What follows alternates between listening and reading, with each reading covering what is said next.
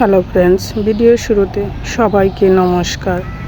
আজ অল্প খরচে কিভাবে আমি ড্রাই ফ্রুটস তৈরি করে নিই সেটাই তোমাদের সাথে শেয়ার করব। এই তো বাজার থেকে অল্প অল্প সব ড্রাই ফ্রুটস কিনে নিয়ে এসেছি, আর সেগুলোই এখন একসাথে করে তৈরি করে নিব মজাদার স্বাস্থ্যকর একটা ড্রাই ফ্রুটস। কাছে কিংবা দূরে যে যেখান থেকে এই মুহূর্তে আমার ভিডিওটি দেখতেছো তাদের সবাইকে অনেক অনেক ভালোবাসা ও নমস্কার।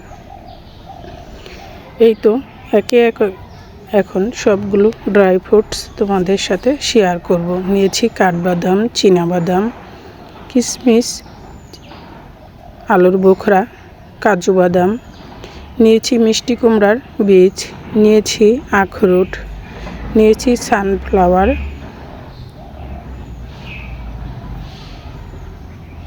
এখন সবগুলো উপকরণ আমি অল্প অল্প দিয়ে একসাথে করে নিব এবং আরও কিছুটা ড্রাই ফ্রুটস এর সাথে অ্যাড করব।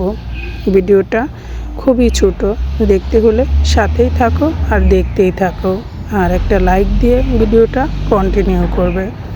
এই তো দিয়ে দিলাম কাজু বাদাম, চীনাবাদাম, কাঠবাদাম, কিশমিশ, দিয়ে দিচ্ছি শুকনো আলুর বোখরা। শুকনো আলুর বোখরা কিন্তু খেতে অনেকটাই ভালো লাগে আর এটাও স্বাস্থ্যের জন্য খুবই উপকারী। দিয়ে দিচ্ছি শুকনো খেজুর, দিয়ে দিচ্ছি সাদা তিল,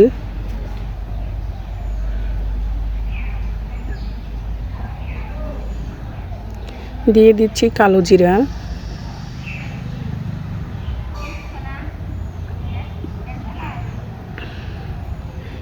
এভাবেই।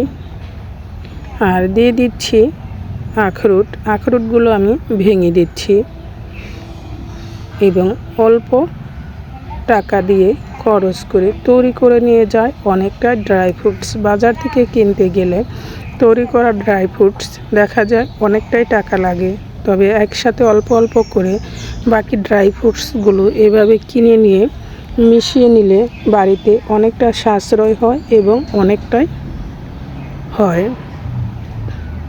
দিয়ে দিচ্ছি সানফ্লাওয়ার বীজ, মিষ্টি কুমড়ার বীজ, দিয়ে দিচ্ছি চিয়া সিড,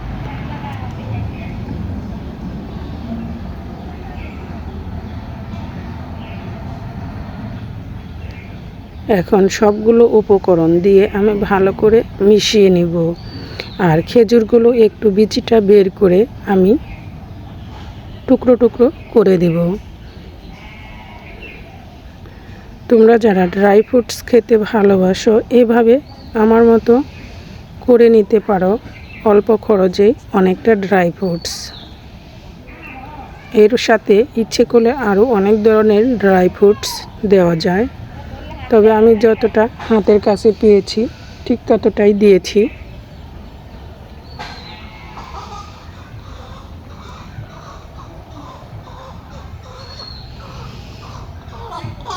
এখানে আমি 300 টাকা খরচ করে প্রায় হাফ কেজির উপরে আমার ড্রাই ফ্রুটস হয়েছে। হাফ কেজির উপরে ড্রাই ফ্রুট কিনতে গেলে 500 টাকার চেয়ে বেশি টাকা খরচ হয়, তবে অল্প টাকা খরচ করে আমি অনেকটা ড্রাই ফ্রুটস তৈরি করে নিয়েছি।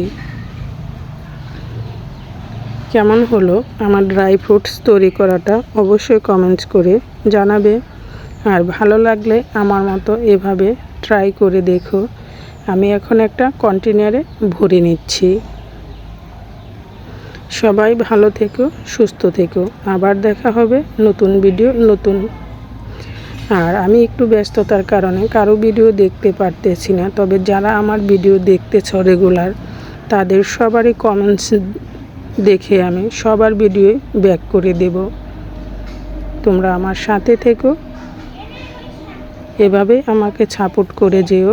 আমি পূজা শেষে ব্যস্ততা কাটিয়ে উঠে সবার ভিডিওই আবার কমেন্টস দেখে ব্যাক করে দেব, এই বিশ্বাসটুকু রেখো।